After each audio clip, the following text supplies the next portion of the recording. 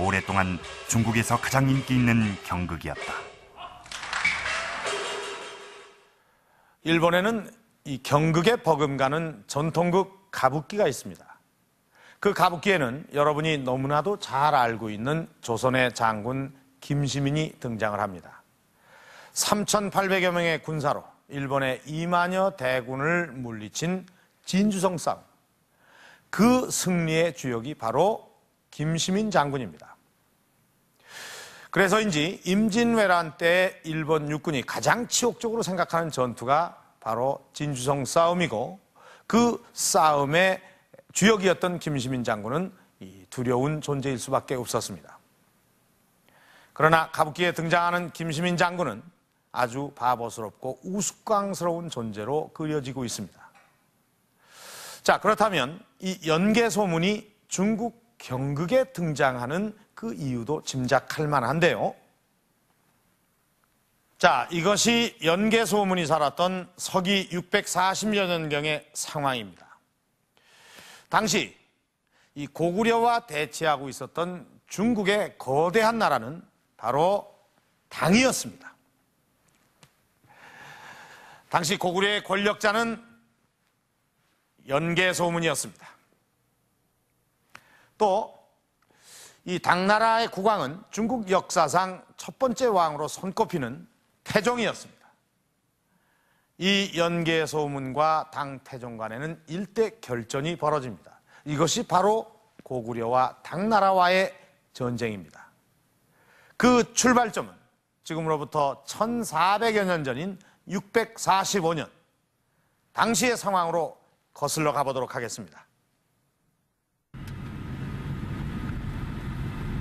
당나라의 수도였던 중국 섬서성의 서안시. 시내 중심가로 들어가면 거대한 성 장안성을 만나게 된다. 장안성 북문, 매주 공연이 펼쳐진다. 당나라의 화려했던 과거를 재현하고 있는 것이다.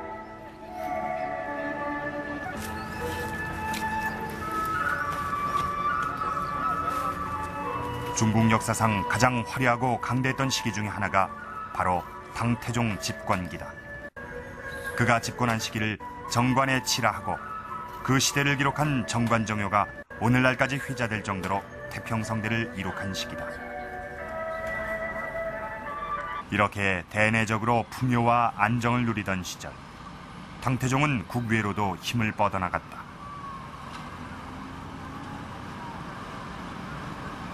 당은 주변에 있던 동돌궐, 토번, 서돌궐, 고창국을 차례로 굴복시켰다. 642년, 당에 굴복하지 않은 나라는 고구려뿐이었다. 到了7、8月下大雨，路很低迷，是吧？到了冬天很快就结冰了，所以说它这个中间呢，它这个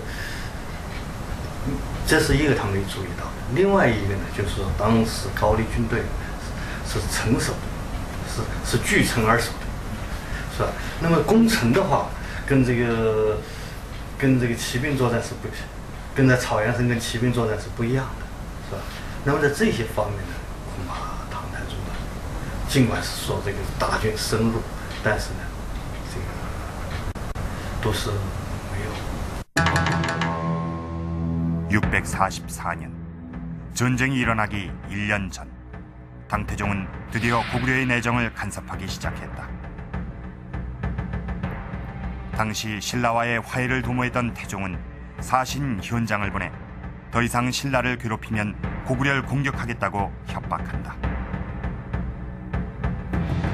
그러나 이에 대한 연개소문의 입장은 강경했다.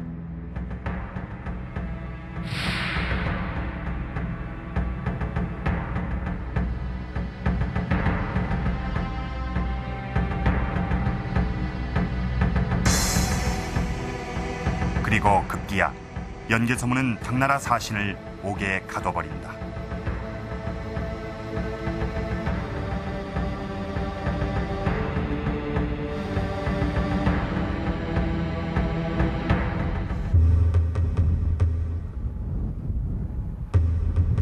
결국 당태종은 고구려 침략을 단행. 644년 12월 당의 원정군이 영주, 지금의 조양 지역에 집결하게 된다.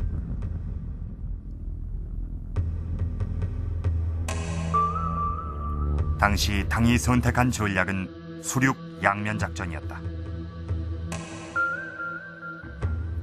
645년 3월, 드디어 당의 군대는 고구려를 향해 출정을 한다.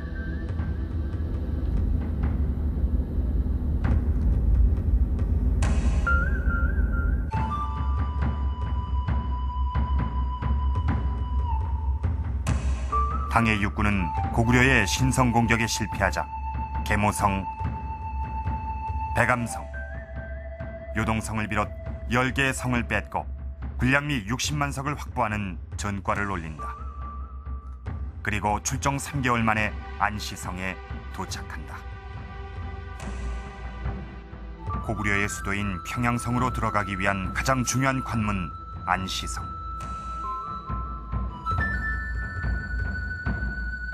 당태종 친정군을 비롯한 당군과 안시성을 도우러 온 고구려 지원군까지 합세 수십만 대군이 공방전을 벌인 현장이다.